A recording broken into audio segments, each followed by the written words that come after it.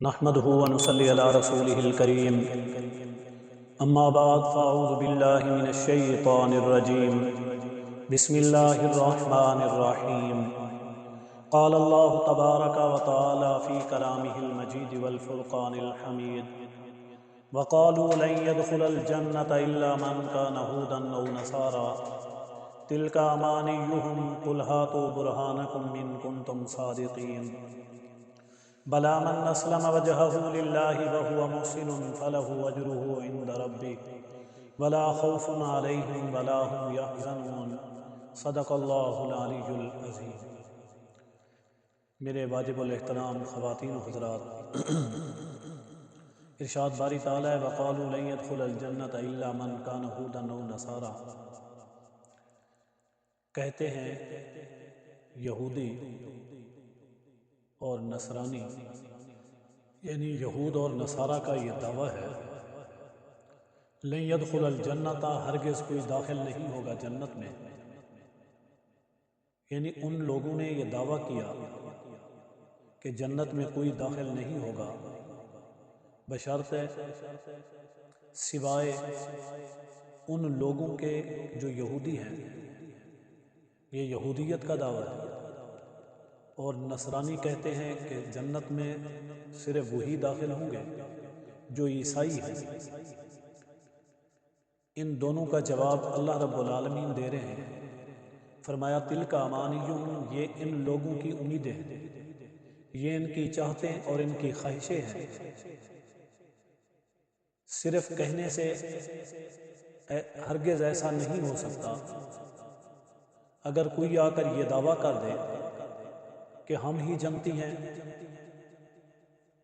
تو یہ اس کی خواہش ہو سکتی ہے، اس کے پاس کوئی سرٹیفکیٹ نہیں، کوئی دلیل نہیں، کوئی اس کے پاس ثبوت نہیں، تو یہ بات ان کی چاہت ہے، حقیقت نہیں۔ اللہ رب العالمین فرما رہے ہیں کہ اے پیغمبر یعنی حضور صلی اللہ علیہ وسلم سے کہ آپ کہہ دیجئے ان کو اگر اس بات کی تمہارے پاس کوئی دلیل ہے، ہاتو برہانکم، اس دلیل کو لے آؤ، ان کنتم صادقین، اگر تم سچے ہو، اگر تمہارے اندر سچائی ہے تو پھر اس دلیل کو تم پیش کرو۔ ہاں یاد رکھو جنت میں داخل ہونے کے لیے 3 شرطیں ہیں۔ یہ اسلام حضور علیہ الصلوۃ والسلام کے آنے کے بعد، اس سے پہلے جو یہودی اپنے دین پر استقامت رکھتے تھے، صحیح طور طریقے صحیح اپنی شریعت کے مطابق چل رہے تھے، وہ لوگ واقعی جانتی ہیں جنہوں نے اپنی شریعت پر عمل کیا، چاہے وہ یہودی ہوں، جن لوگوں نے اپنی شریعت پر عمل کیا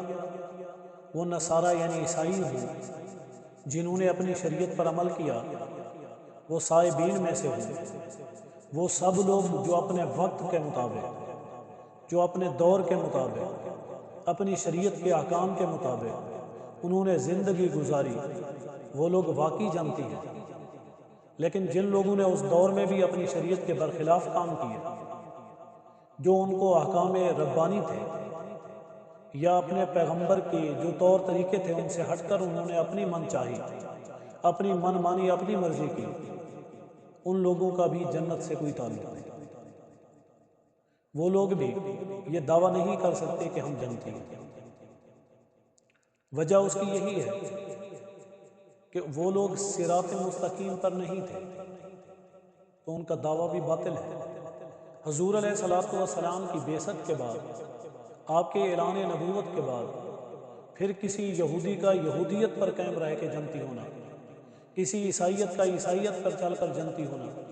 کسی سائبین میں سے کسی سائبی کا جنتی ہونے کا دعویٰ مکمل طور پر رد ہے، کیونکہ پہلی جتنی شریعتیں تھیں وہ منسوخ ہو گئی ہیں۔ اب فقط اسلام کا ہی سکہ چلتا ہے، جس کے لیے قرآن مجید نے کہا ان الدین عند اللہ الاسلام۔ اب اللہ کے ہاں فقط ایک ہی چیز قبولیت رکھتی ہے، وہ اسلام ہے،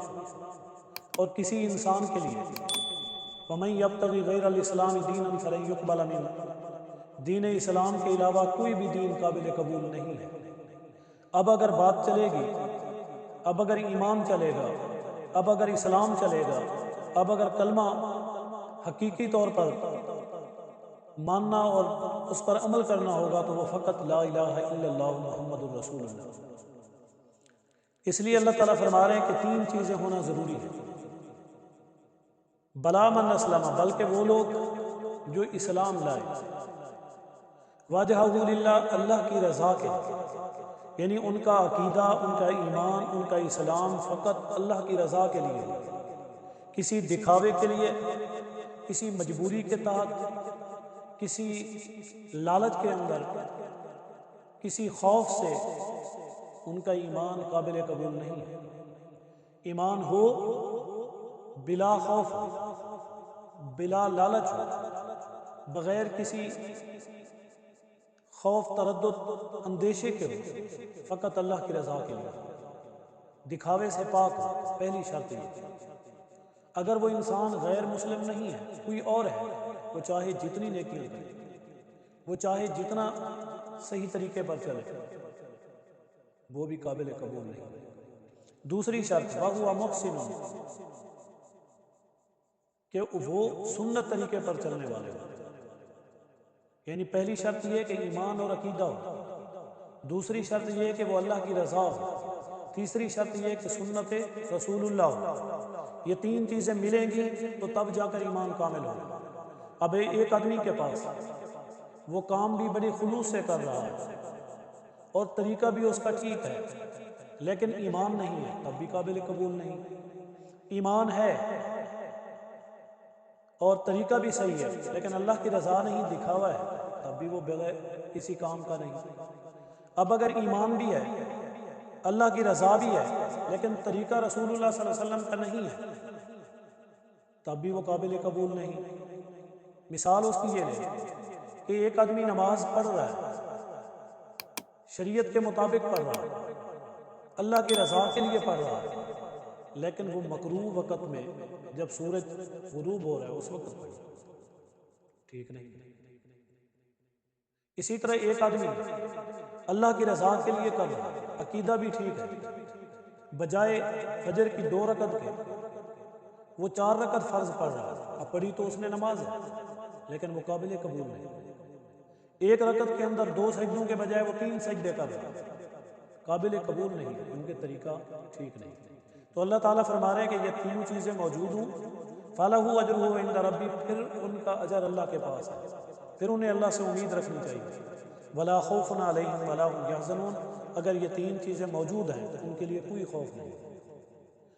نہ ہی ان کو غمگین ہونے کی ضرورت ہے۔ غم ہوتا ہے گزرے ہوئے معاملات پر، اور خوف ہوتا ہے آنے والے اندیشوں پر۔ اگر انسان کے پاس تینوں چیزیں کامل اور مکمل ہیں، نہ ہی اسے کوئی اندیشہ رہنا چاہیے، نہ ہی اسے کوئی خوف ہونا چاہیے، اور نہ ہی وہ غمگین ہو۔